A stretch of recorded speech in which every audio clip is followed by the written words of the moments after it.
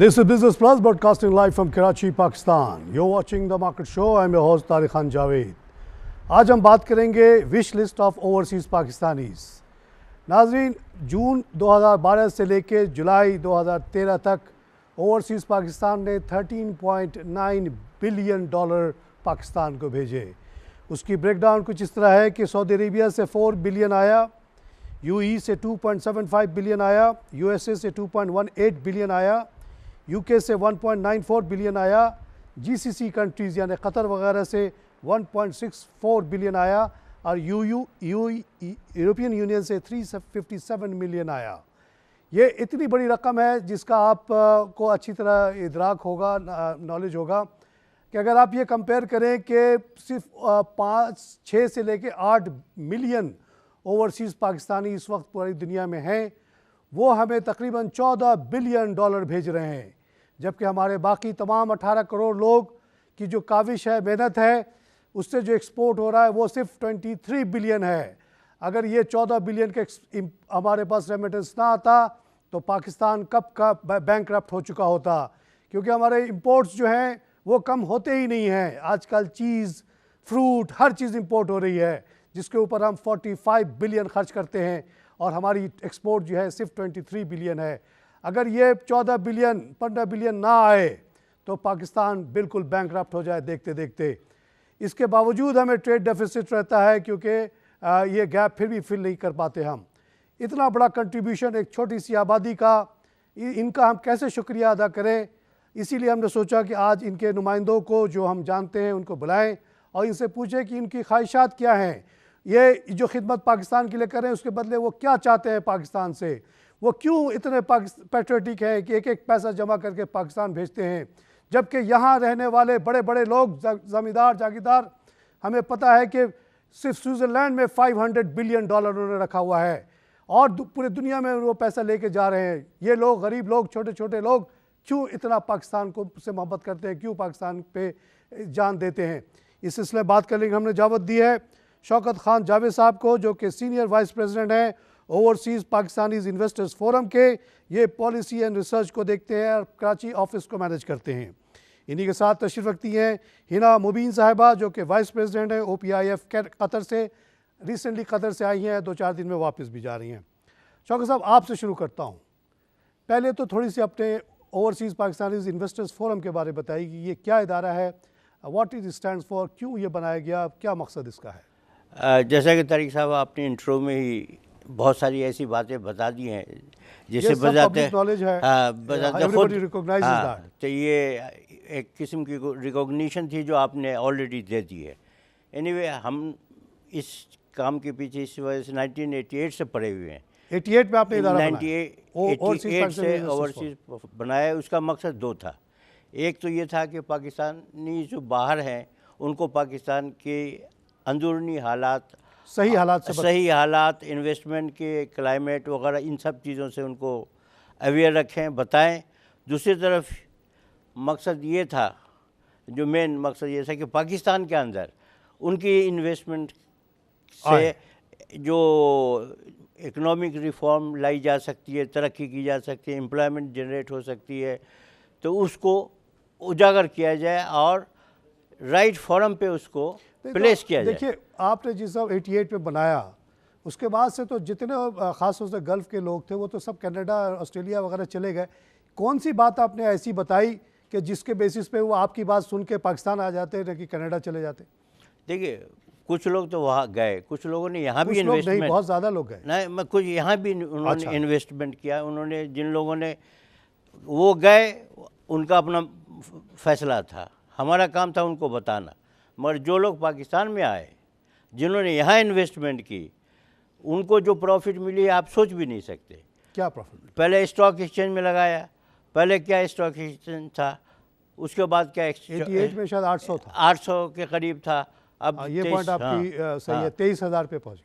अब आप उन्होंने ज़मीनों में लगाई, डिफेंस में लाख 1.25 लाख रुपए का उन्होंने प्लॉट ख़रीदा और आज वो 50 लाख 60 लाख रुपए का हो गया। ये प्रॉफिट कहीं और मिल सकती है? दूसरी तरफ जो लोग यूरोप गए, अमेरिका गए, वहाँ पे स्टॉक में लगाया, वो सारे स्टॉक बैठ गए। उनका लोग कहते नहीं है कि जो पाकिस्तानी कहीं भी नहीं मरा, वो दुबई में जाकर के मर गया। तो उन्होंने घर खरीदा, वो 40 साल में कनाडा वगैरह में ख़त्म हो जाएंगे। अच्छा, घर खरीदा, सारे पैसे घर पे लगाए, घर बैठ गया, क्योंकि वो 40 साल में कागज़ का लकड़ी का होता है, वो ख़त्म हो जाता है। पाकिस्तान में अगर उन्होंने जो फ्लैट ख़रीद ली है उससे वो पैसा जनरेट कर रहे हैं। तो इस तरीके से उनको अब लोगों की समझ में आ रही है, ख़ासतौर 9/11 के बाद ये चीज़ काफ़ी हद तक पाकिस्तानी आने के लिए तैयार है। अच्छा, दे विश, उनका जितना they have realized कि they have made a mistake by going somewhere else. They have tremendously realized this. अच्छा, मगर जब इधर देखते हैं तो यहाँ के हालात की वजह से फिर वो ज़रा परेशान हो जाते हैं। क्या हर्डल्स आप लोगों को नज़र आते हैं कि अगर वो रिमूव कर दिए जाए तो ओवरसीज़ पाकिस्तानीज़ आ जाएंगे यहाँ? देखिए, सबसे पहली बात जब वो देखते हैं कि यहाँ क्या हालात हैं, वो मुशाहिदा करते हैं, हम लोगों से पूछते हैं, बोलते हैं कि कहाँ इन्वेस्टमेंट, हम बोलते हैं कि इनकी ज़मीनों में करो, फ्लैट में करो, फैक्ट्रीज में करो, शेयर में करो। जब वो उनकी पहली प्रायोरिटी होती है कि कोई मकान ख़रीद ले, हाँ, उसके बाद कोई अपने रिश्तेदार को फ्लैट खरीदवा दें, उसमें वो रहे भी, उनका सेविंग भी सेफ रहे। तो यहाँ जुडिशरी उनके लिए बहुत बड़ी एक हर्डल नज़र आती है। अच्छा, अब यहाँ एक केस कर दिया जाए, डायरेक्टली आप चीफ जस्टिस को कह रहे हैं ये बात? हाँ, जुडिशरी लोअर कोर्ट। सर, आप बुरा नहीं मानिएगा, लेकिन ये ओवरसीज़ पाकिस्तान की जेन्युइन कंप्लेन है।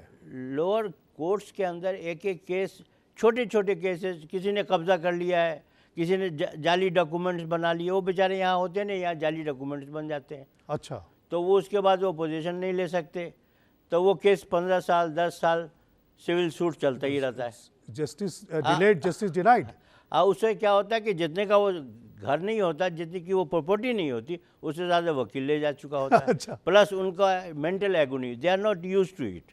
वहाँ तो बाहर तो बड़े शफाफ काम होता है। तो इसलिए उनके लिए ये बहुत बड़ा एक बहुत बड़ा हर्डल जुडिशरी है। जुडिशरी है। तो आप चाहेंगे कि यहाँ प्रॉपर प्रॉपर्टी राइट्स हो, जैसे वेस्ट में है या सऊदी अरेबिया वगैरह में इस्लामिक लॉ है, मिनटों में काम हो जाता है। वहाँ तो कोई सोच भी नहीं सकता किसी की जगह पे कब्जा कर लेगा। यहाँ कब्जा, वहाँ लोग आराम से, सऊदी अरेबिया में मैं रहा हूँ, मेरे जितने कोलीग्स थे, बिकॉज वो इस्लामी थे, सूद पे तो जाते नहीं थे, तो वो यही करते थे, एक के बाद दूसरा तीसरा घर बनाते, बुढ़े होते होते उनको पता था 5-6 घर बन गए, सबसे किराया आ रहा, बुढ़ापे में गुजारा हो रहा है। तो यहाँ वहाँ तो अगर आपने किराया नहीं दिया, वो एक कंप्लेन करेगा, पुलिस को आके निकाल देगा। यहाँ कोई वो कोर्ट में पैसा जमा करना शुरू कर देते हैं, वही पैसा सालों साल चलता रहता है, तो वो बेचारे इन सब चीज़ों से बहुत परेशान हो। और कोई मसले नहीं, उसके अलावा फिर लॉ एंड इंस्टीट्यूशन के अलावा उनके जो जेन्युइन ये है कि यहाँ पे पॉवर्टी बहुत ज़्यादा है। अच्छा, अब वो बोलते हैं कि यहाँ पे जाएं, हमारे लिए प्रॉब्लम क्रिएट होगा। अच्छा, पॉवर्टी है क्यों, उसकी भी तो ये आपका रिसर्च बताइए कि क्या वजूहात देखने होंगे। पहली बात यह है कि आप बहुत बड़ी सेगमेंट को आपने अनएम्प्लॉयड रखा हुआ है, जो कि एग्रीकल्चर में बहुत इस्तेमाल हो सकते थे। आप एग्रीकल्चर न टैक्स लगाते हैं, न लैंड रिफॉर्म करते हैं, न कच्ची आबादी को सही करते हैं।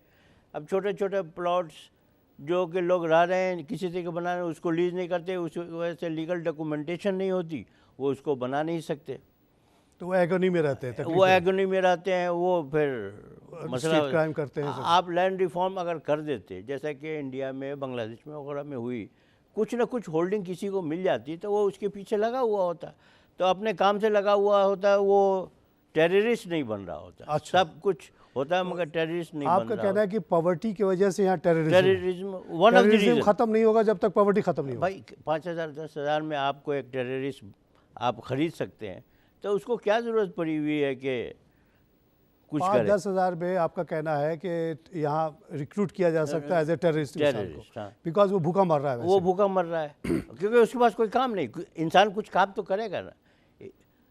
तो गाँव में क्योंकि उनके पास ज़मीन नहीं है और उनकी तनख्वाह वहाँ जो मिलती है वो डेली बेसिस पे 60-70 रुपये डेली, तो वो तो जिंदा नहीं रह सकता। आपने दूसरी तरफ एग्रीकल्चर बूस्ट करने के लिए आटे की कीमत तो बढ़ा दी 45 रुपीज़, 45 रुपये, मगर तनख्वाह नहीं 60 रुपये दे रहे हैं।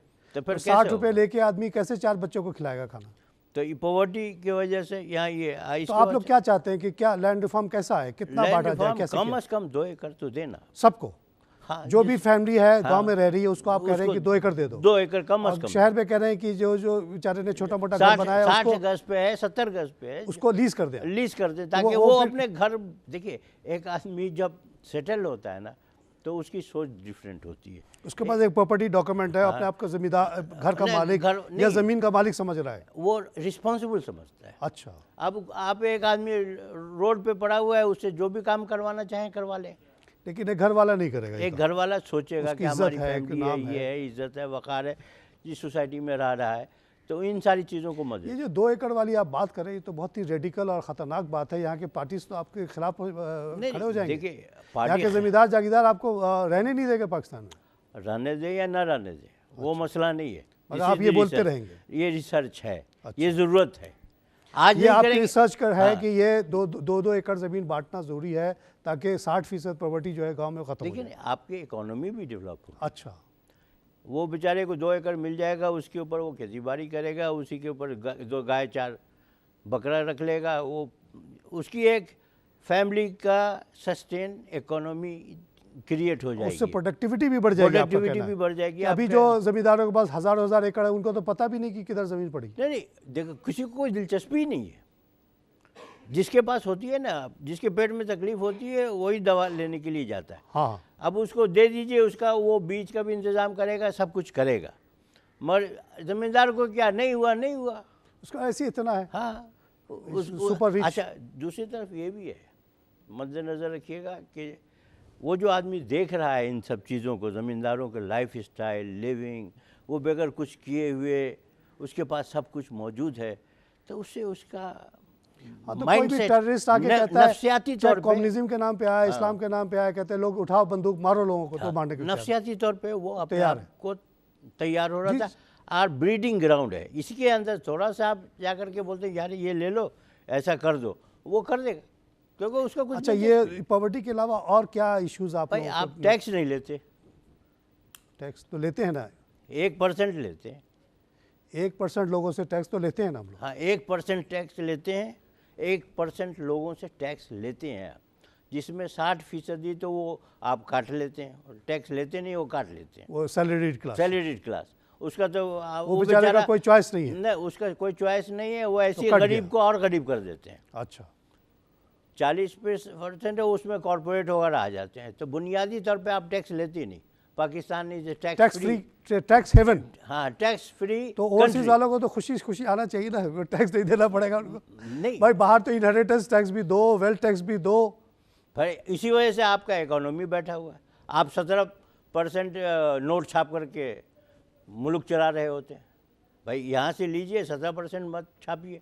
स्टेट बैंक का फिगर है कि 17% उन्होंने ये पिछले साल नोट छाप दिया, और इकोनॉमिक ग्रोथ 3% है। इनफॉर्मल भी ले लीजिए तो 6% हो गया। आप 6% छाप लीजिए तो सस्टेन इकोनॉमी तो हो सकती है। 11% इन्फ्लेशन होना लाजमी है, ऑटोमेटिकली इससे हर चीज़ की कीमत 11% बढ़ जाएगी, बढ़ गई। शौकत साहब, यहाँ पे हम लेंगे ब्रेक। नाज़रीन, हम लेते हैं छोटा सा ब्रेक के बाद फिर हाजिर होते हैं।